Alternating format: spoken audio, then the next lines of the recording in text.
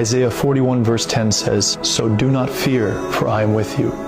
Do not be dismayed, for I am the Lord your God. I will strengthen you, I will help you, I will uphold you with my righteous hand." When we believe that God is with us, we can have confidence that no matter what we might face, no matter what challenges or difficulties or opposition or enemies or battles that we face, that when we know that God is with us in those things, it can give us the confidence, it gives us the assurance that come hell or high water, that my God is with me, my God goes before me.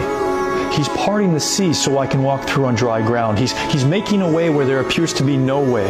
He's working behind the scenes, and if we would just have faith and keep moving forward, if we would just have trust in Him and keep putting one foot in front of the next, that we would discover that at the end of that road, that we would look back and see God moved powerfully and mightily on our behalf. Keep walking in faith and do not fear.